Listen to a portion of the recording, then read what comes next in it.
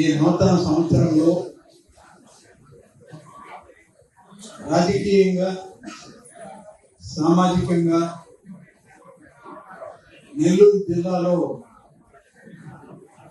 మీడియాతో ఉన్నటువంటి సన్నిహిత సంబంధాలు అన్నీ కలిపి ఈ తొలి రోజు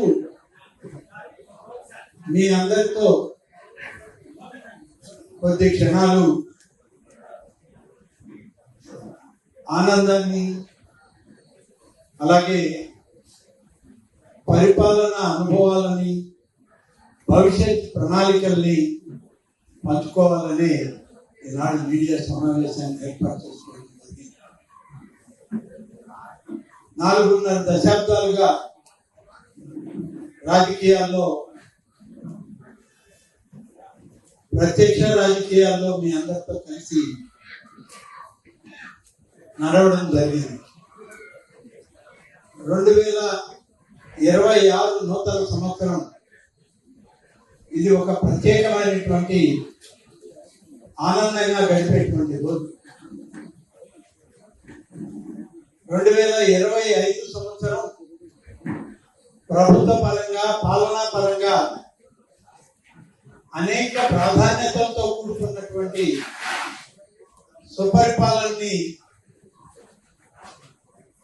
అందించినటువంటి ప్రభుత్వంలో నేను ఒక భాగస్వామి. ఈరోజు 2026 జనవరి 1వ తారీఖు కొన్ని విషయాలని ముందు ప్రస్తావన చేసి గడిచిన సంవత్సరం రోజులుగా ఈ రాష్ట్రంలో కూటమి ప్రభుత్వం మా నాయకులు మేము చేసినటువంటి కార్యక్రమాలు మాకు మార్గదర్శకులుగా నిలబడేటువంటి ప్రధానమంత్రి శ్రీ నరేంద్ర మోడీ గారు, ముఖ్యమంత్రిగా శ్రీ నారా చంద్రబాబు నాయుడు గారు, ఉప ముఖ్యమంత్రిగా శ్రీ పవన్ కళ్యాణ్ గారు, అలాగే యువగణ నేతగా శ్రీ నారా లోకేష్ గారు అనేక విషయాల్లో ఈ రాష్ట్రాన్ని ప్రగతి వైపు నడిపించడానికి అనేక కార్యక్రమాల్లో మీరు ముందుకు రావడం జరిగింది. ప్రతి మంచి కార్యక్రమాన్ని మీరు ఆశీర్వదించారు, ఆదరించారు. ప్రజలకు అది చేరువయ్యే విధంగా ప్రయత్నం చేశారు. నిన్న చివరి రోజు, ఆ రోజు కూడా సంతోషంగా గడిచిపోతుంది. చివరి రోజు కూడా ప్రజలకి సేవలు అందించేటువంటి ఒక మహత్ కార్యంలో మేమందరం పనిచేస్తున్నాం. ప్రజా సేవకులుగా భగవత్ సాన్నిధ్యంలో సామాన్య ప్రజలకి మేలైనటువంటి సేవలు అందించే కార్యక్రమం చేయగలుగుతున్నాం అనేటువంటి సంతృప్తి పడుతున్న సందర్భంలో అనేక రకాలుగా సోషల్ మీడియాని అడ్డం పెట్టుకుని ఈ రాష్ట్రంలో కొన్ని పక్షాల నాయకులు కానివ్వండి, వాళ్ళ అధినాయకులు కానివ్వండి, ప్రభుత్వాన్ని ప్రజలను మమేకం చేసి బురద జల్లే కార్యక్రమం చేస్తూ ప్రజలు ఏదో తప్పు చేశారు అనే విధంగా వాళ్ళ హావభావాలను ప్రకటిస్తూ దురదృష్టకరమైనటువంటి పరిస్థితులు కల్పించారు. అయినా సమర్థవంతంగా మా ప్రభుత్వం, మా అధికార యంత్రాంగం, మా మంత్రివర్గ సహచరులు ముఖ్యమంత్రి గారి సూచన మేరకు పవన్ కళ్యాణ్ గారి సహచర్యంతో అనేక సమస్యల్ని ఎదుర్కొని ప్రజలకు సేవ చేసుకునే అవకాశాన్ని మేము పొందగలిగాం. ఈరోజు నూతన సంవత్సరం మీ అందరితో కలిపి రాష్ట్రంలో జరిగినటువంటి సంక్షేమం, అభివృద్ధి రాబోయే సంవత్సరం, ఈ కొత్త సంవత్సరంలో కూడా రాష్ట్ర ప్రభుత్వం నుంచి రాష్ట్ర ప్రజలకి మేము అందించేటువంటి ప్రతి కార్యక్రమం ఒక మేలైనటువంటి పరిపాలనలో భాగం కావాలని ఈనాడు మీ అందరితో కూడా కలిసి కార్యక్రమాన్ని మేము ఏర్పాటు చేస్తాం. ఒకసారి మనం గమనిస్తే సూపర్ 6 కార్యక్రమాలని ఎన్నికల మేనిఫెస్టోలో పెట్టి ఎన్నికల మేనిఫెస్టోలోనే సూపర్ 6 పథకాల ద్వారా రాష్ట్ర ప్రజానీకానికి పరిపాలనలో భాగస్వామ్యం చేస్తామని చెప్పారు. సూపర్ 6 లో భాగమై అధికారంలోకి వచ్చినటువంటి తొలి మాసాల్లోనే తల్లికి వందనం అనేటువంటి కార్యక్రమంలో 10,090 కోట్ల రూపాయలు 67.27 లక్షల మంది విద్యార్థుల తల్లులకి ఆ యొక్క నిధులని వెంటనే మంజూరు చేసి వాళ్ళ అకౌంట్లకి పంపడం జరిగింది. ప్రతి విద్యార్థి తల్లి ఖాతాలో 13,000 రూపాయలు, పాఠశాల ఖాతాలో 2,000 రూపాయలు కలిసి 15,000 రూపాయలని రాష్ట్ర వ్యాప్తంగా 10,090 కోట్ల రూపాయలు విడుదల చేసింది. నెల్లూరు జిల్లా వ్యాప్తంగా 3,74,650 మంది విద్యార్థులకు 561.97 కోట్ల రూపాయలు విడుదల చేసి బ్యాంకు ఖాతాల్లో జమ చేయడం జరిగింది. ఇంత పెద్ద ఎత్తున తల్లికి వందనం కార్యక్రమాన్ని చెప్పిన మాట నెరవేర్చుకునే కార్యక్రమాల్లో ఈ ప్రభుత్వం అన్ని విధాలా పనిచేసింది. సూపర్ 6 లో మరొక కార్యక్రమం స్త్రీ శక్తి పథకం. స్త్రీ శక్తి పథకంలో ఆగస్టు 15వ తారీఖు నుంచి మహిళలకు ఉచిత బస్సు సౌకర్యం ఇస్తామని చెప్పాము. ఇచ్చిన కార్యక్రమం మొదలుపెట్టాం. గౌరవ ముఖ్యమంత్రి గారు అలాగే ఉప ముఖ్యమంత్రి గారు నారా లోకేష్ గారి నాయకత్వంలో అన్ని జిల్లాల్లో ఒకేసారి ఈ ఉచిత బస్సు ప్రయాణాన్ని మొదలుపెట్టారు. ఆ మొదలైనటువంటి సందర్భంలో దాదాపుగా 3,25,00,000 మంది ప్రయాణాలు చేశారు. అందుకైన ఖర్చు 1,144 కోట్ల రూపాయలు ఖర్చు అయితే రాష్ట్ర ప్రభుత్వం అంత మొత్తాన్ని స్త్రీ శక్తి పథకంలో ఆర్టీసీ యాజమాన్యానికి చెల్లించింది.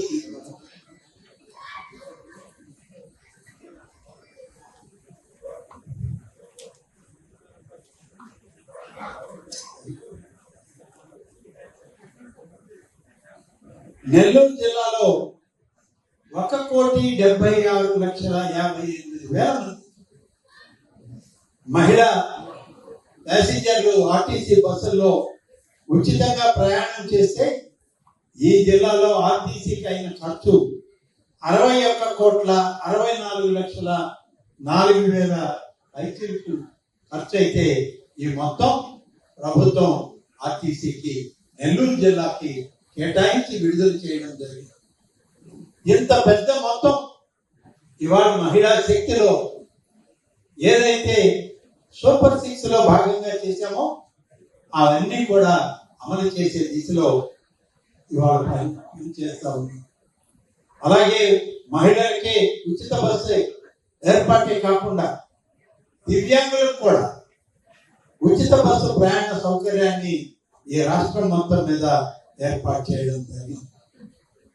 ఇందులో మరొక కార్యక్రమం ప్రధానంగా రాష్ట్రం వ్యవసాయ పరంగా ఉన్నటువంటి రాష్ట్రం. ఈ రాష్ట్రంలో అన్నదాత సుఖీభవాని రైతాంగంకి ప్రతి రైతుకి 20,000 రూపాయలు ఇస్తామని చెప్పి మేము సూపర్ 6 లో పెడితే దాన్ని అమలు చేయడానికి ఇప్పటికి 2 విడతల నిధులు మంజూరు చేసి 46 లక్షల మంది రైతాంగానికి 6,310 కోట్ల రూపాయలు ఇవాళ రైతు ఖాతాల్లోకి విడుదల చేసినటువంటి ప్రభుత్వం నేటి మన కూటమి ప్రభుత్వం అని చెప్పి నేను మీకు మనవి చేస్తాను. అంగన్వాడీ కార్యకర్తలు, ఆశాలకు గ్రాట్యుటీ అమలు, బాలింతలకు ఎన్టీఆర్ బేబీ కిట్లు, దాదాపుగా 80 లక్షల టన్నుల చెత్త వదిలిపోయింది 5 సంవత్సరాల వైఎస్ఆర్ కాంగ్రెస్ పార్టీ ప్రభుత్వం. ఈ రాష్ట్రంలో చెత్త పేరుకుపోయింది. ఏ ప్రాంతాల్లో చూసినా ఆ చెత్తను తొలగించాలి అంటే ఎంత చెత్త ఉందయ్యా ఈ పట్టణాల్లో, ప్రాంతాల్లో అంటే 84 లక్షల టన్నుల చెత్తని తొలగించే బాధ్యత మాకు అప్పచెప్పారు. దాన్ని కూడా తొలగించి ప్రతి నెల స్వర్ణాంధ్ర, స్వచ్ఛాంధ్ర కార్యక్రమంలో భాగంగా ఒక ప్రత్యేకమైనటువంటి శనివారం రోజున ఈ చెత్తను తొలగించడానికి డోర్ టు డోర్ కలెక్షన్ కూడా మొదలుపెట్టి ఈ యొక్క 80 లక్షల టన్నుల చెత్తని ఇవాళ పట్టణ ప్రాంతాల నుంచి తొలగించే కార్యక్రమం మొదలుపెట్టారు. 1000 కోట్లతో రోడ్లకు మరమ్మతులు చేయాలని, 3,000 కోట్లతో నూతన రహదారుల నిర్మాణం చేయడానికి ఇవాళ ప్రభుత్వం ఆదేశాలు ఇచ్చి గోతులు పుడిచి ప్రయాణం సౌకర్యంగా ఉండాలని చెప్పి మేము ఏర్పాటు చేశాం. మధ్యలో మళ్ళీ భారీ తుఫాను, భారీ వర్షాలు వేసిన రోడ్లు దెబ్బతిన్నాయి. మళ్ళీ గోతులు మయమైతే 3,000 కోట్ల రూపాయలతో నూతన రోడ్లు ఏర్పాటు చేయమని ఇవాళ పనులు మొదలుపెట్టింది ప్రభుత్వం. పారిశ్రామికంగా ఈ రాష్ట్రం అభివృద్ధి చెందాలి, రేపటి తరానికి మంచి భవిష్యత్తుని ఇవ్వాలి అని చెప్పి ఆలోచన చేసి 23 కొత్త పాలసీలు తీసుకొచ్చింది ఇండస్ట్రియల్ పాలసీ. ఆ పాలసీల ద్వారా అనేక రాయితీలు పరిశ్రమలకు ఇచ్చి ఇవాళ రాష్ట్రంలో అన్ని ప్రాంతాలు, కర్నూలులోని ఓర్వకల్ కానీ, కడప జిల్లాలోని తిప్పర్తి కానీ, అనంతపురం జిల్లాలోని ఆ ప్రాంతంలో ఉన్నటువంటి కియా పరిశ్రమలు అక్కడ ఏర్పాటు చేసేటువంటి కార్యక్రమాల్లో కానీ, నెల్లూరు, తిరుపతి, శ్రీ సిటీ, ఇలా విశాఖపట్నం, శ్రీకాకుళం వరకు కూడా పారిశ్రామిక రంగ అభివృద్ధి వాళ్ళ పురోభివృద్ధి చెందుతూ ఉంది. కోస్తా జిల్లాలు, అన్నింటి జిల్లాల్లో ఒక్కొక్క జిల్లాకి ఒక్కొక్క పోర్ట్ కనెక్టివిటీ ఇస్తే విదేశాలకి, ఈ దేశానికి అనుసంధానమై వ్యాపార రంగం అభివృద్ధి చెందుతుందని చెప్పి ఈరోజు మనం ఆలోచన చేసి ప్రతి జిల్లాకి ఒక పోర్ట్ వచ్చే విధంగా ఇటీవల జరిగినటువంటి నియోజకవర్గాల జిల్లాల పునర్విభజనలో దొగరాయపట్నం పోర్టుని తిరుపతి జిల్లాకి ఇచ్చి రాయలసీమలో జిల్లాలకి పోర్ట్ కనెక్టివిటీ ఒక గేట్వే ఏర్పాటు చేసినటువంటి ప్రభుత్వం మన ప్రభుత్వం. కృష్ణపట్నం పోర్ట్ నెల్లూరు, రామాయపట్నం పోర్టు ఒంగోలుకి, ఇట్లా శ్రీకాకుళం పరిసర వరకు సముద్రంలో ప్రతి జిల్లాకి ఒక పోర్ట్ కనెక్టివిటీ ఇవ్వడం జరిగింది. 610 ఒప్పందాలు చేసుకున్నాం. ఇటీవల విశాఖపట్నంలో ఇండస్ట్రియల్ సమిట్ జరిగితే అందుకు 13,25,000 కోట్ల రూపాయలు వచ్చే పెట్టుబడులు, 16 లక్షల మందికి ఉపాధి అవకాశాలు, ఉద్యోగాలు వచ్చే విధంగా అక్కడ వాళ్ళతో ఒప్పందం కుదుర్చుకున్నటువంటి ప్రభుత్వం మన ప్రభుత్వం. అలాగే 13 ఇండస్ట్రియల్ బోర్డు మీటింగ్స్ ముఖ్యమంత్రి గారి అధ్యక్షతన జరిగితే ఇప్పటికే 8.55 లక్షల పెట్టుబడులతో 8,23,000 మందికి ఉద్యోగాలు వచ్చే నిర్ణయాలు తీసుకోవడం జరిగింది. 175 నియోజకవర్గాలు ఎంఎస్ఎంఈ పార్కులు పెట్టాలని నిర్ణయించుకున్నాం. ఇటీవల ఆత్మకూరులో కూడా ఎంఎస్ఎంఈ పార్కు పెట్టి పరిశ్రమలు కొత్తవి వచ్చేదానికి ఇప్పటికే ఏర్పాటు చేయడం జరిగిందని చెప్పి మీకు మనం చేస్తాము. అత్యంత ప్రతిష్టాత్మకమైనటువంటి, ప్రపంచ ప్రఖ్యాతిగాంచినటువంటి ఐటీ హబ్ గా విశాఖపట్నాన్ని తీర్చిదిద్దాలని గూగుల్ సంస్థ, Reliance data centre, TCS, Cognizant ఇవన్నీ కూడా అక్కడికి వచ్చేదానికి ఇప్పటికే ఒప్పందాల మీద సంతకాలు చేసి ఆ పరిశ్రమలకు భూములు కేటాయిస్తే ఆ సంస్థలన్నీ ఇవాళ ఈ రాష్ట్రంలో పెట్టుబడులు పెట్టడానికి భారతదేశంలో ఎక్కడా లేనటువంటి ఈ విదేశీ సంస్థలు ఆంధ్రప్రదేశ్ లో పెట్టుబడులు పెట్టడానికి ఇవాళ ముందుకు వచ్చాయంటే ఇవాళ మన పరిపాలన దక్షతే దానికి కారణం అని చెప్పి నేను మీకు మనవి చేస్తున్నాను. ప్రపంచంలో ఉన్నది ఒకే ఒక దగ్గర ఉంది, క్వాంటమ్ వ్యాలీ. ప్రపంచంలో రెండవ క్వాంటమ్ వ్యాలీ ఎక్కడ వస్తుంది అంటే అది ఆంధ్రప్రదేశ్ లో అమరావతిలోనే ఈ క్వాంటమ్ వ్యాలీని ఏర్పాటు చేయడానికి తొలి అడుగు వేయడం జరిగింది. ఇప్పటికే భవనాలు నిర్మాణంలో ఉన్నాయి.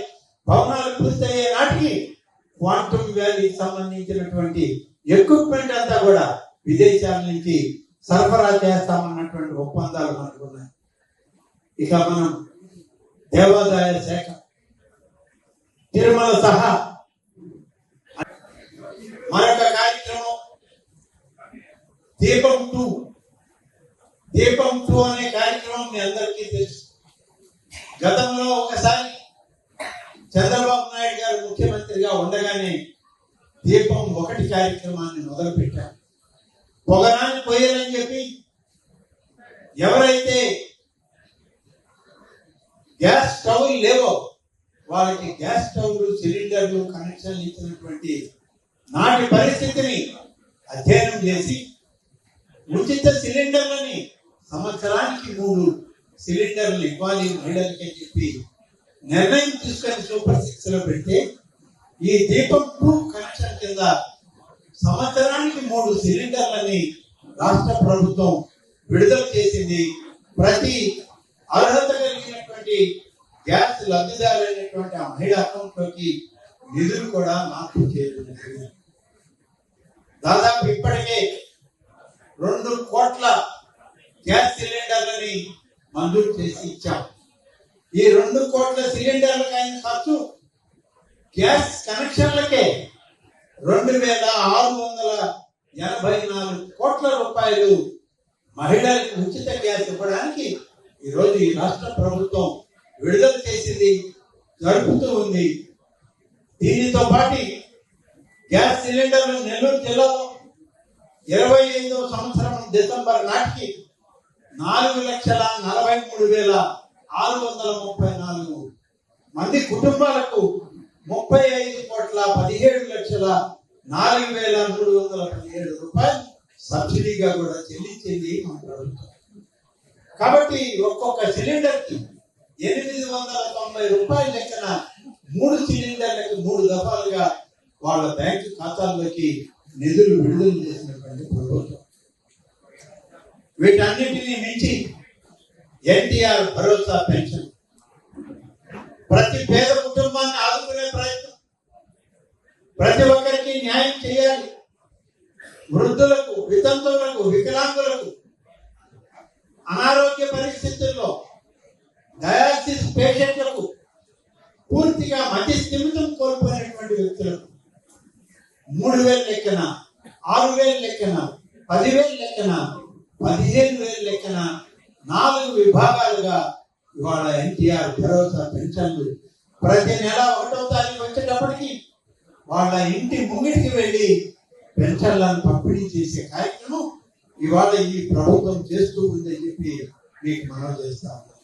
ఈ విధంగా ఎన్టీఆర్ భరోసా పెన్షన్లకి ఇప్పటి వరకు 33,000 కోట్ల రూపాయలు పంపిణీ చేస్తే నెలకు 2,750 కోట్ల రూపాయలు, ప్రతి ఏడాదికి 50,000 కోట్ల రూపాయలు ఖర్చు అయ్యే ఈ పథకం సంక్షేమ పథకంలో అగ్రభాగాన నిలబడుతుంది.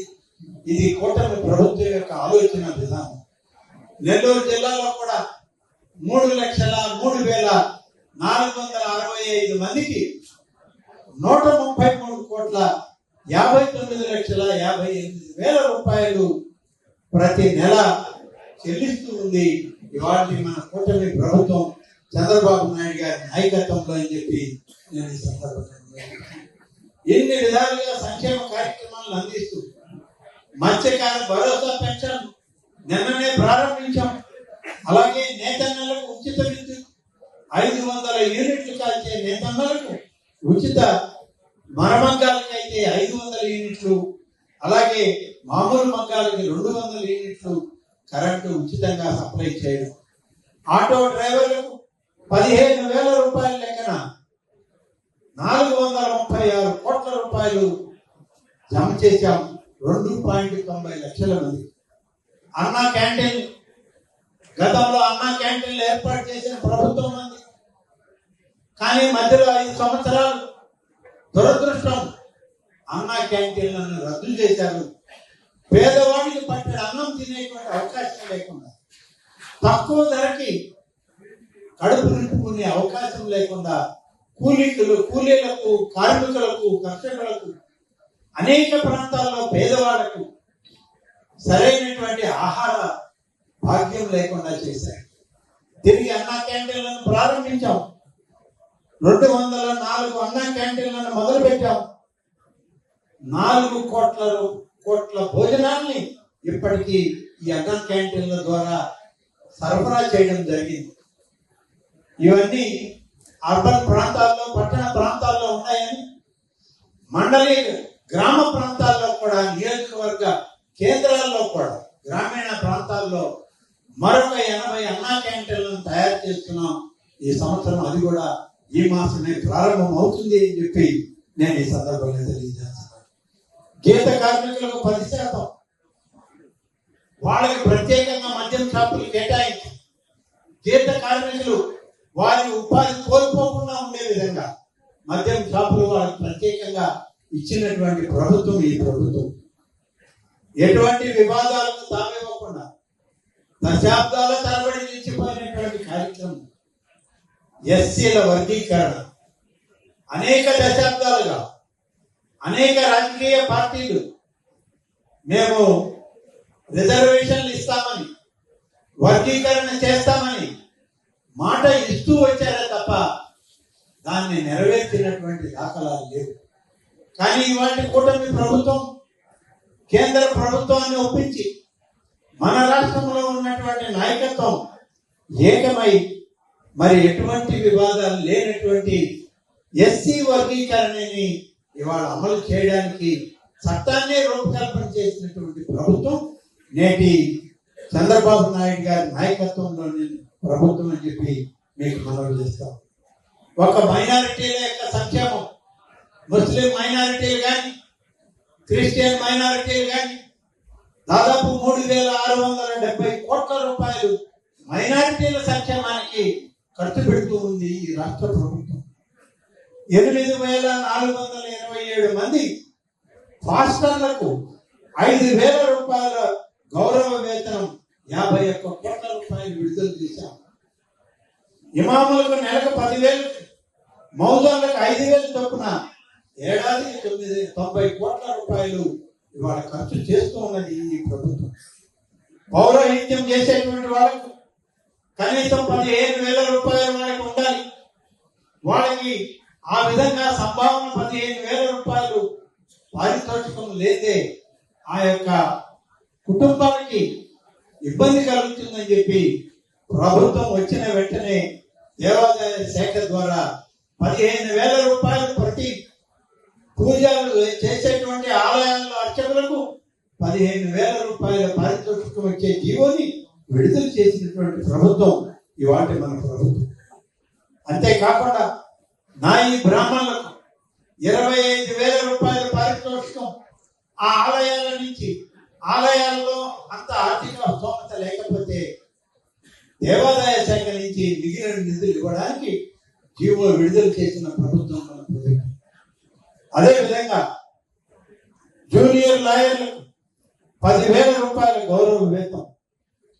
మెగా డిఎస్సి ముఖ్యమంత్రి గారి తొలి సంతకం 15,941 మందికి మెగా డిఎస్సిని ఏర్పాటు చేసి ఇవాళ వేలాది మంది యువత నిరుద్యోగంతో పట్టాలు పట్టుకొని, కడుపు చేత పట్టుకొని, మాకు ఉద్యోగ అవకాశాలు లేవు, ప్రభుత్వ ఉద్యోగాలు ఇవ్వండి అని చెప్పి అడిగితే చెవిన పెట్టినటువంటి గత ప్రభుత్వం ఇవాళ ఈ ప్రభుత్వం 15,941 మందికి మరి డిఎస్సి ద్వారా పరీక్షలు పెట్టి ఇంటర్వ్యూలు పెట్టి ఒకే రోజు అందరికీ ఉద్యోగ అవకాశాలు కల్పించినటువంటి ఇవాళ ఎన్డీఏ కూటమి ప్రభుత్వం చంద్రబాబు నాయకత్వంలో, లోకేష్ గారి నాయకత్వంలో పనిచేసిందని చెప్పి మీకు మనం చేస్తా ఉన్నారు.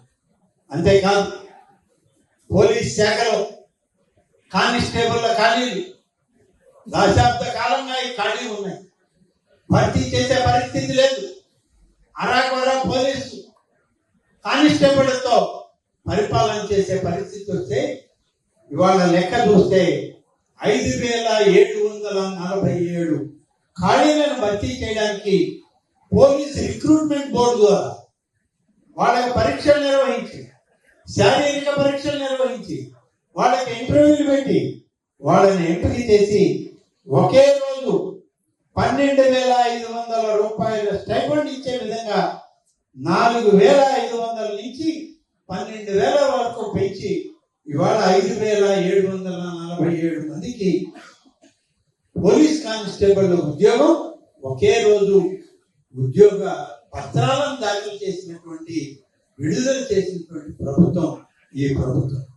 చాలా ఆలయాలు ఇవాళ దీపం వెలిగించే పరిస్థితి లేకపోతే మన ప్రభుత్వం వచ్చిన తర్వాత ఒక్కొక్క ఆలయంలో ధూపదీప నైవేద్యం కింద ఎక్కడైతే ఆర్థికంగా వెసులుబాటు లేదో వాళ్ళని ఎంపిక చేసి 10,000 రూపాయల లెక్కన ఇప్పుడు దాదాపుగా 69,85,00,000 రూపాయలు ఖర్చు అయ్యే విధంగా ఈ ధూపదీప నైవేద్యాలు 5,821 ఆలయాల్లో ప్రతి నెల 1వ తారీఖు వచ్చేటప్పటికి ఆ ఆలయ బ్యాంక్ అకౌంట్లకి జమ చేస్తున్నామని చెప్పి మనం చేస్తాం. అలాగే కామన్ గుడ్ ఫండ్, దేవాదాయ శాఖలో ఆలయాల పునర్నిర్మాణం, పూర్వీకులు కట్టిన ఆలయాలన్నీ ఇవాళ పునర్నిర్మాణం చేయాల్సిన అవకాశం ఉంది. అప్పుడు ఆ రాజులు, చక్రవర్తులు, పెద్దవాళ్ళు, జమీందారులు, భూస్వాములు నిర్మాణం చేసిన ఆలయాలు ఇవాళ నిర్మాణం చేయాలి అంటే కోట్లాది రూపాయలు ఖర్చు అవుతుంది. అందుకని సామాన్య గ్రామాల్లో ప్రజలు చేయలేని పరిస్థితులు ఉన్నాయని చెప్పి 492 పనులు మంజూరు చేశాం. ఈ 492 పనులు కొత్తగా 2024 నుంచి డిసెంబర్ వరకు, జనవరి 25 డిసెంబర్ వరకు, నవంబర్ వరకు చేస్తే మొత్తం ఇవి రెండు కలిపి 492 ఒక సంవత్సరం, 288 ఒక సంవత్సరం. ఇలా చేస్తే దాదాపుగా 492 ఆలయాలు మొదలుపెట్టి 595 కోట్ల రూపాయలు ఇవాళ ఖర్చు చేయడానికి నిధులు దేవాదాయ శాఖ వెచ్చిస్తుంది. గోదావరి పుష్కరాలు వచ్చాయి. 12 సంవత్సరాల క్రితం గోదావరి పుష్కరాలు వచ్చినప్పుడు గోదావరి కృష్ణా పుష్కరాలు అత్యంత వైభవంగా మన ఆంధ్రప్రదేశ్ రాష్ట్రంలో, అప్పుడు కూడా తెలుగుదేశం ప్రభుత్వంలో చంద్రబాబు నాయుడు గారు ముఖ్యమంత్రిగా చాలా వైభవంగా జరిపినటువంటి పరిస్థితి. మళ్ళీ గోదావరి పుష్కరాలు 2027 జూన్ 26న ప్రారంభమై జూలై 8వ తారీఖు వరకు 12 రోజుల పాటు ఈ పుష్కరాలు జరుగుతాయి. 28 వచ్చేటప్పటికి కృష్ణా పుష్కరాలు. ఈ 5 సంవత్సరాల్లోనే తిరిగి మళ్ళీ గోదావరి కృష్ణా పుష్కరాలు వచ్చాయి. వీటిని అత్యంత వైభవంగా చేయాలి అని చెప్పి ఇప్పటికే కూటమి ప్రభుత్వం, ముఖ్యమంత్రి చంద్రబాబు నాయుడు గారు నిర్ణయించి మాకు ఇప్పటికే ఆదేశాలు ఇవ్వడం జరిగింది. 33 ఆలయాలకి, ప్రధానమైన ఆలయాలన్నీ, గోదావరి పుష్కరాలకు అవసరమైన పెద్ద ఆలయాలన్నింటినీ కూడా పునర్నిర్మాణం చేయడానికి 35 కోట్ల రూపాయలతో అదనంగా మళ్ళీ ఇప్పుడు మంజూరు చేశాం. పనులు ప్రారంభించమన్నాం. మరొక 391 ఆలయాలు గోదావరి పరివాహక ప్రాంతంలో ఆయా జిల్లాల్లో ఉన్నటువంటి అన్ని ఆలయాలు, చిన్న పెద్ద అన్ని ఆలయాలు పునర్నిర్మాణం చేయడానికి దానికి అంచనాలు తయారు చేస్తున్నామని చెప్పి నేను మీకు మనవి చేస్తున్నాను. చివరిగా ఒక విషయం, ఇల్లు లేని పేదలకు ఆలయాల్లో సేవల్లో మార్పులు తీసుకొచ్చాం. ప్రతి ఆలయంలో ఒక పద్ధతిన ఆగమ పండితుల యొక్క ఆలోచన, ఆగమ శాస్త్రాల యొక్క పరిధిలో ఆలయాల్లో పూజా కైంకర్యాలు నిర్వహించే విధంగా ఆగమ పండితులకే బాధ్యతలు అప్పచెప్తాం. పరిపాలనా బాధ్యతలో మాత్రమే దేవాదాయ శాఖ అధికారులు అలాగే పాలక వర్గాలు పనిచేయాలి, కానీ ఆగమ విషయంలో మాత్రం ఆగమ పండితులదే తుది నిర్ణయం అని చెప్పి చెప్పడం జరిగింది. అదే విధంగా నిర్మాణం చేస్తున్నాం. 15 ప్రధాన ఆలయాల్లో ఇప్పటికే నిత్య అన్నదానాలు ప్రవేశపెట్టాం. ప్రతి నిత్యం అన్నదానం జరుగుతూ ఉంది. ఈ యొక్క అన్న ప్రసాదం చేయడంలో మన ప్రభుత్వం వచ్చిన తర్వాత అది వేగవంతం అవుతూ ఉంది. దేవాదాయ శాఖలో మరిన్ని మార్పులు తీసుకొచ్చాం ఈ ప్రభుత్వం వచ్చాక. ప్రధానంగా ఇవాళ అనేక విధాలుగా గత ప్రభుత్వం చేసిన విధ్వంసం, గత ప్రభుత్వం చేసినటువంటి దైవ దూషణ, ఆలయాల్లో చేసినటువంటి దుష్కార్యాలు, వాటన్నిటినీ ఇవాళ ప్రక్షాళన చేస్తూ కూటమి ప్రభుత్వం వచ్చాక ప్రతిదీ ఆలయ ఆగమ పండితులు ఇటువంటి వాళ్ళ యొక్క వైదిక ధర్మాల ప్రకారమే నిర్ణయాలు జరుగుతూ ఉన్నాయి. చాలా పెద్ద పురాతనమైనటువంటి ఆలయ తిరుపతి కానీ, ఒంటిమిట్ట కానీ, అలాగే కనకదుర్గమ్మ అమ్మవారి ఆలయం, శ్రీశైల క్షేత్రం, శ్రీకాళహస్తి క్షేత్రం, అలాగే మరి మనకు ఉన్నటువంటి అన్నవరం, సింహాచలం, కాణిపాకం, ఇలాంటి ప్రధానమైన ఆలయాలన్నింటినీ, పురాతన ఆలయాలని కాపాడుకుంటూ వాటిని పరిరక్షించుకుంటూ కేంద్ర ప్రభుత్వ అధీనంలో ఉన్నటువంటి వాళ్ళందరితో కూడా ఏఎస్ఐ శాఖతో మాట్లాడుకుంటూ వాటిని ముందుకు తీసుకెళ్తూ ఉన్నాం. ముఖ్యంగా వాసవి కన్యకా పరమేశ్వరి అమ్మవారి దేవాలయం వైద్యులకి చాలా పవిత్రంగా పూజించేటువంటి అమ్మవారి ఆలయాన్ని గతంలో రాష్ట్ర ప్రభుత్వం పరిపాలనలో ఉంటే మొత్తం కన్యకా పరమేశ్వరి ఆలయాలన్నీ ఆ వాసవి కన్యకా పరమేశ్వరి వాసవి సంఘాలకే వాటిని అప్పచెప్పాం. వైశ్య ప్రముఖులే దాన్ని నిర్వహించేటట్టు ఏర్పాటు చేశాం.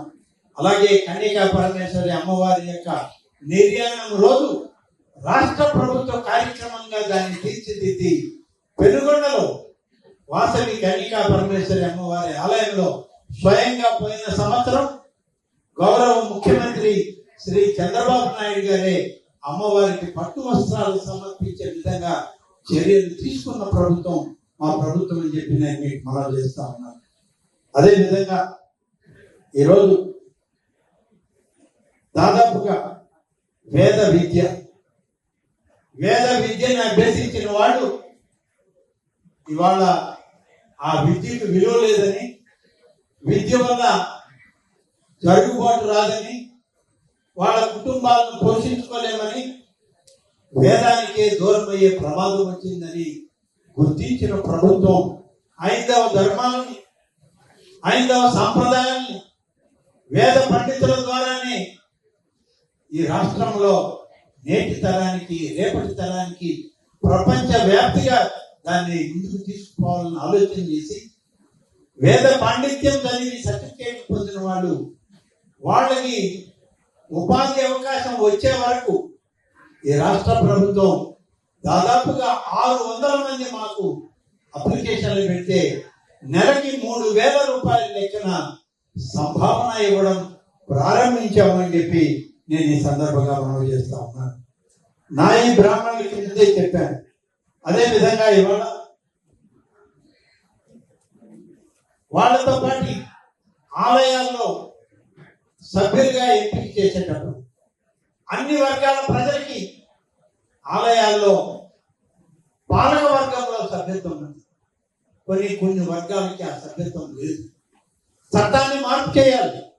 చట్టాన్ని మార్చితే తప్ప ఆ వర్గాలకి అందులో భాగస్వామ్యం ఇవ్వలేమని ఆలోచించి మా ప్రభుత్వం రాగానే శాసనసభలో, శాసన మండలిలో చట్టాన్ని ఏర్పాటు చేసి బ్రాహ్మణులకు నాయి బ్రాహ్మణులకు ఇద్దరికి ప్రతి పాలక వర్గంలో సభ్యత్వం ఉండే విధంగా దేవాదాయ శాఖ చట్టాన్ని మార్పు చేసినటువంటి పరిస్థితి ఈ కూటమి నాయకత్వాన్ని అని చెప్పి మీకు మనవి చేస్తా ఉన్నారు.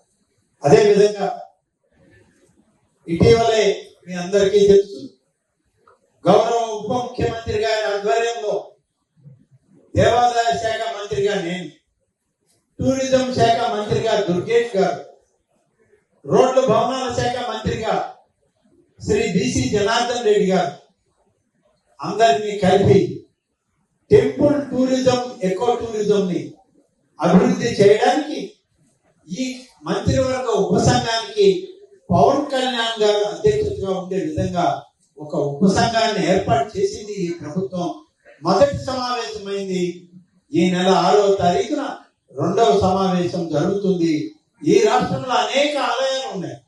ఈ ఆలయాలన్నింటినీ పర్యాటక రంగంలోకి, పర్యాటక టూరిజం సర్క్యూట్లుగా మార్చి ప్రతి ఒక్కరూ అన్ని ఆలయాలని యాత్రా స్థలాలుగా, వాళ్ళు పర్యాటకంగా కూడా కొంత సమయాన్ని గడిపే విధంగా ఏర్పాట్లు చేయడానికి ఇవాళ టెంపుల్ టూరిజం అనేటువంటి ఎకో టూరిజం కాన్సెప్ట్ లో ఇవాళ ఒక మంత్రివర్గ ఉపసంఘం కార్యక్రమాలు నిర్వహిస్తాం. కాబట్టి ఇవన్నీ చేస్తూ హిందూ ధర్మ పరిరక్షణ కోసం రిటైర్డ్ అయినటువంటి సీనియర్ అధికారి, ఐఏఎస్ అధికారి దాసరి శ్రీనివాసులు గారిని కూడా సభ్యులుగా ఏర్పాటు చేయడం జరిగింది.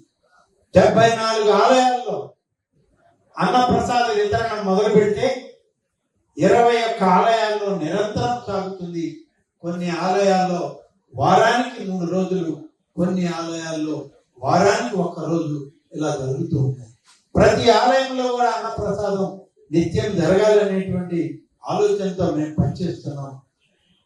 దాదాపుగా రాష్ట్రంలో ప్రభుత్వ పండుగలుగా దేవాదాయ శాఖలో 11 ఆలయాల్లో వచ్చేటువంటి పండుగల్ని 11 పండుగలుగా వాటిని చేయడం జరుగుతుందని చెప్పి ఈ సందర్భంగా తెలియజేస్తూ, దాదాపు 3700 గోవులను 20 ప్రధాన ఆలయాల్లో గోశాలల ద్వారా వాటిని కాపాడుతూ సంరక్షిస్తూ ఉన్నాం.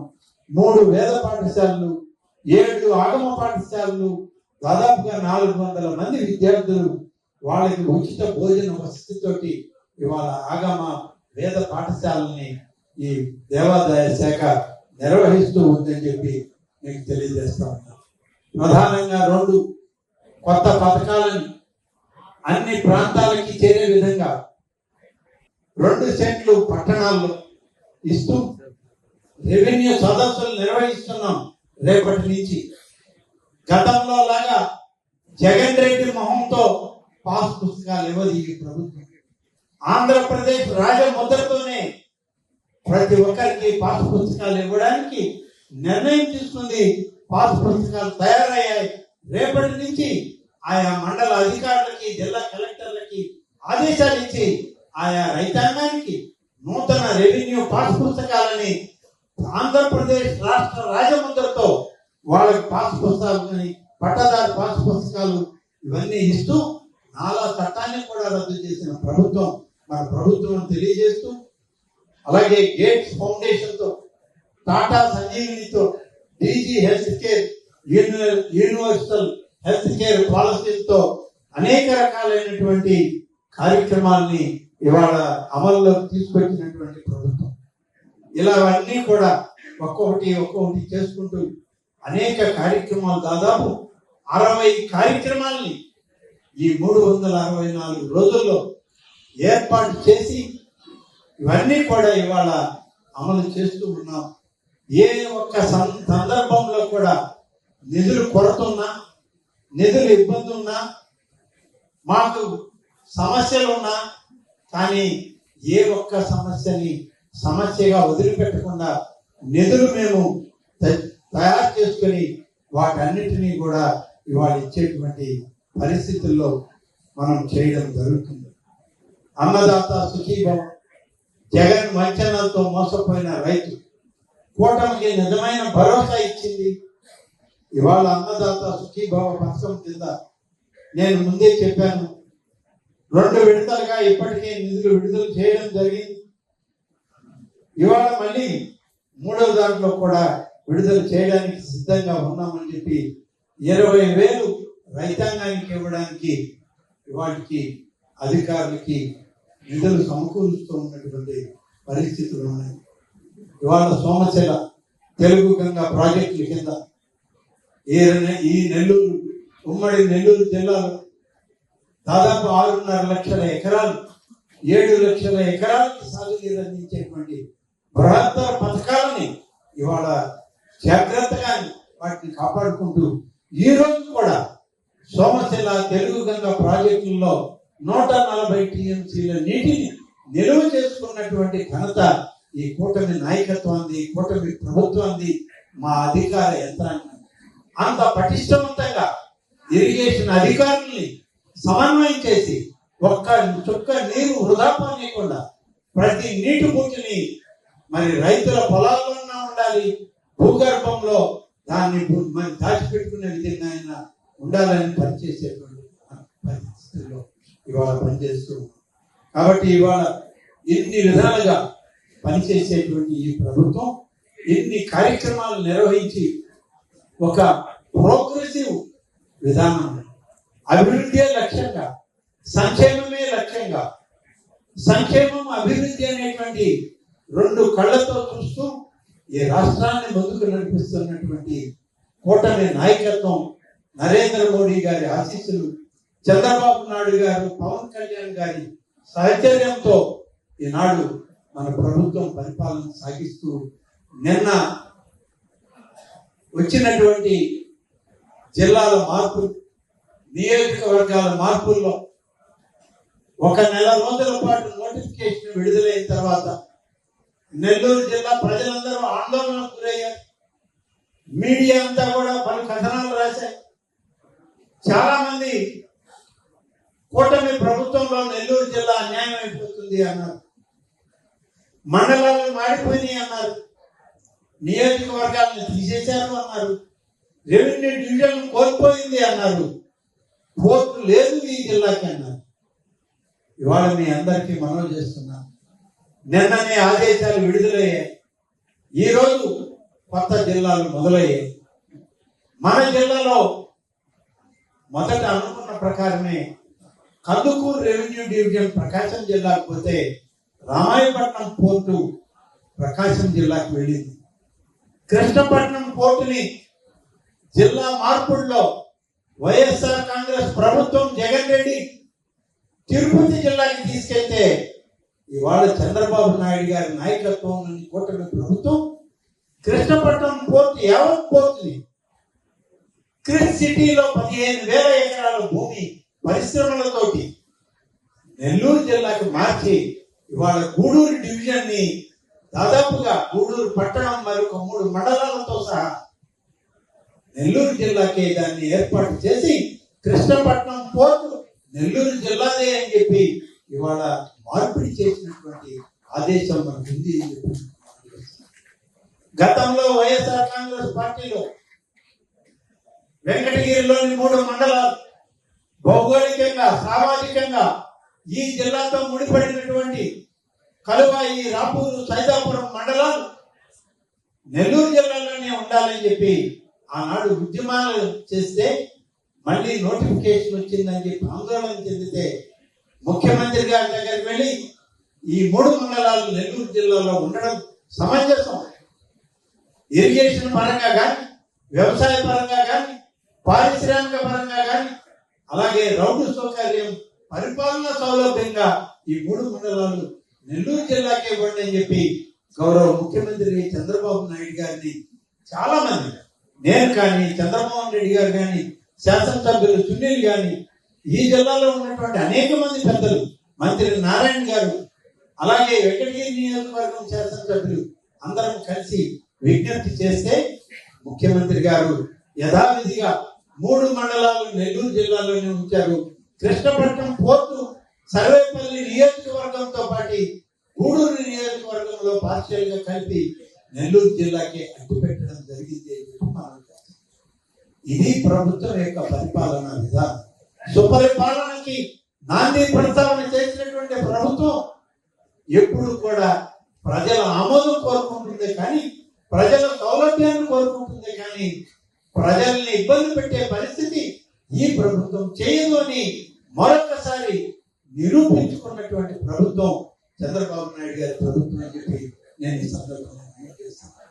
చాలా మంది నిందలేశారు, చాలా మంది ఇబ్బందులు పెట్టారు, చాలా మంది చాలా రకాలుగా మాట్లాడారు. ఎవరు ఏమి మాట్లాడినా నెల్లూరు జిల్లాని కాపాడుకోవడంలో ఈ జిల్లాలో ఉన్నటువంటి రాజకీయ నాయకులు, మరి ముఖ్యంగా ఇప్పుడు ప్రభుత్వంలో భాగస్వాములైనటువంటి ప్రజా ప్రతినిధులు చిత్తశుద్ధితో ఈ జిల్లా యొక్క అభివృద్ధికి నిజంగా నిలబడి పనిచేస్తారని చెప్పి మరొకసారి ఉమ్మడి నెల్లూరు జిల్లా కోసం ఇవాళ చేసిన ప్రయత్నం నెల్లూరు జిల్లాలో మరి ఉన్నటువంటి తెలుగుదేశం పార్టీ పార్లమెంటు సభ్యుల దగ్గర నుంచి, అలాగే మంత్రుల దగ్గర నుంచి, శాసనసభ్యుల దగ్గర నుంచి మరి పార్టీ నాయకత్వం అంతా ఏకంగా ఇవాళ జిల్లాలో ప్రతిష్టాత్మకంగా దీన్ని తీర్చిదిద్దుకోవడం జరిగింది. కాబట్టి ఈ జిల్లా పూర్వ వైభవం మళ్ళీ తీసుకొస్తున్నాం, తీసుకురస్తాము. తప్పనిసరిగా నెల్లూరు జిల్లా అగ్రగామి జిల్లాగా రాబోయేటువంటి రోజుల్లో నిలబడుతుంది కూటమి నాయకులు. చివరిగా ఒక విషయం చెప్పాలి. ఈరోజు ఒకవైపు అభివృద్ధి పరుగులు పెడతా ఉంది ఆంధ్రప్రదేశ్ రాష్ట్రం.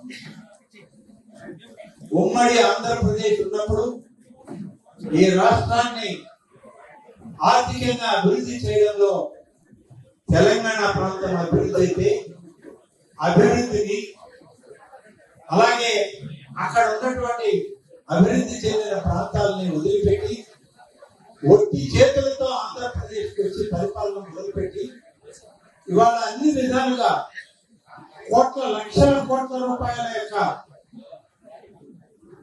పారిశ్రామిక రంగం, అభివృద్ధి రంగం వైపు ఈ రాష్ట్రంలో ప్రభుత్వాన్ని నడిపిస్తూ ఉంటే, ఉమ్మడి రాష్ట్రంలో పరిపాలనలో ఒకప్పుడు భాగస్వామి అయి తర్వాత విడిపోయిన రాష్ట్రంలో మన అభివృద్ధిని సొంతం చేసుకుని ఇవాళ ఈ రాష్ట్రంలో అభివృద్ధి లేదు, పరిపాలనలో ఏమి ఉద్యోగ అవకాశాలు లేవని ఇవాళ కేసీఆర్ గారు మాట్లాడుతున్నారంటే చాలా బాధిస్తుంది. ఇవాళ ఈ రాష్ట్రంలో పరిపాలన చేసేది స్టేట్స్మెన్. స్టేట్స్మెన్ అని ఎవరినంటామంటే పరిపాలన దక్షత కలిగినటువంటి నాయకుడిని స్టేట్స్మెన్ అని పిలుస్తాం. ఆంధ్రప్రదేశ్ ఇవాళ స్టేట్స్మెన్ గా నారా చంద్రబాబు నాయుడిని ప్రపంచ దేశాలు గుర్తించాయి. నువ్వు ఒక్కడే గుర్తించితే ఎంత, గుర్తించకపోతే ఎంత. కాబట్టి చంద్రబాబు నాయుడు ఇవాళ రేపు ఆంధ్రప్రదేశ్ ప్రగతికి ఆయన పరిపాలన దక్షుడు, ఈజ్ ఏ స్టేట్స్మెన్ అని చెప్పి మళ్ళీ ఒకసారి నేను పునరుద్ఘాటిస్తా ఉన్నాను. ఈ జిల్లా ప్రజానీకం, రాష్ట్ర ప్రజానీకం గమనించండి. ఎన్ని విధాలుగా, ఎన్ని సంక్షేమ అభివృద్ధి పరంగా, పారిశ్రామిక పరంగా, ఉపాధి అవకాశాల పరంగా అభివృద్ధిని, ప్రతి కుటుంబం అభివృద్ధి చెందాలనే తపన, తాపత్రయంతో ఇవాళ మా నాయకత్వం, మా నాయకులు పనిచేస్తూ ఉంటే ప్రతి సందర్భంలో దీనికి ఎలా విఘాతం కల్పించాలి, ఎలా ప్రజలు తప్పుదో పట్టించాలి, తప్పుడు కథనాలతో సోషల్ మీడియా ద్వారా ఏ విధంగా తప్పులు చేయించాలి అని దుర్మార్గపు ఆలోచనతో నీచమైన రాజకీయాలకి దిగజారిన ప్రతిపక్షం ఇవాళ ఈ రాష్ట్రంలో ఉండడం బాధాకరం అని చెప్పి నేను ఈ సందర్భంగా చేస్తాను. అయినా కూడా ఈరోజు అధికారంలో ఉన్నటువంటి కూటమి నాయకులుగా ఈ రాష్ట్ర ప్రజలందరూ సుఖ సంతోష ఉండాలని, అలాగే సంక్షేమ అభివృద్ధి వైపు నడవాలి, ప్రతి కుటుంబం అభివృద్ధి చెందాలి అని చెప్పి ఆలోచన చేస్తూ మా మనసులో ఉన్నదైతే ఈ రాష్ట్ర ప్రజానీకమంతా ప్రతిపక్షంతో కలిపి రాష్ట్ర ప్రభుత్వం కూటమి నాయకులు చేసే ఈ అభివృద్ధి సంక్షేమంలో మీరు కూడా కలిసి రండి. మన రాష్ట్రాన్ని మరింత అభివృద్ధి చేద్దాం. వర్గ వైషమ్యాలతో రాజకీయ కక్షలతో మీరు సాధించేదేమి లేదు. మీరు కూడా ఈ ప్రభుత్వంతో చేతులు కలపండి. చంద్రబాబు నాయుడు గారికి, పవన్ కళ్యాణ్ గారికి, కూటమి నాయకత్వానికి మీరు కూడా స్నేహస్తం అందించండి. వేగవంతంగా ఈ రాష్ట్రాన్ని అభివృద్ధి చేసుకుంటామని చెప్పి మీ అందరికి కూడా, ప్రతి ఒక్కరికి, ప్రతిపక్ష పార్టీలకు కూడా పిలుపునిస్తూ ఒక్కటి మాత్రం నిన్ననే చెప్పాను, ఇవాళ మళ్ళీ చెప్తున్నాను. సుపరిపాలనకి మరో అర్థం రామరాజ్య పరిపాలన. ఈ రామరాజ్య పరిపాలన ఆంధ్రప్రదేశ్ లో ఇవాళ ప్రారంభమైంది. గడిచిన సంవత్సరం రోజులు రామరాజ్యం వెల్లువిరుస్తూ ఉంది.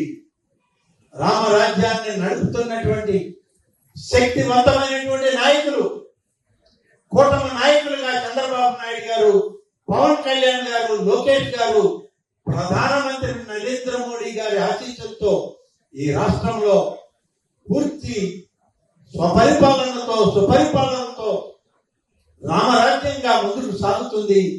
మరి దీన్ని ఎవరు కాదనలేరు, ఎవరు అడ్డుకునేరు అనేటువంటి మాటలు చెబుతూ అందరి యొక్క శ్రేయస్సు కావాలని, ప్రతి ఒక్కరి శ్రేయస్సుతో మనం నూతన సంవత్సరంలోకి అడుగు పెడతామని చెప్పి, ఈ ఆంగ్ల సంవత్సరంలో మీ అందరి యొక్క సహచర్యం, స్నేహభావం, మీ అందరి యొక్క సంక్షేమాన్ని కోరుకునే ప్రభుత్వం నేటి కూటమి ప్రభుత్వం చంద్రబాబు నాయుడు నాయకత్వంలో ఉంది. మీరందరూ కూడా సుపరిపాలనలో భాగస్వాములు కండి అని చెప్పి కోరుతూ సెలవు తీసుకుంటాను. జై హింద్, జై Telugu Desam. Local to global news at your fingertips. మీ చేతిలో ఒక ఆయుధం. Download Raw TV app. Media legend Ravi Prakash is back.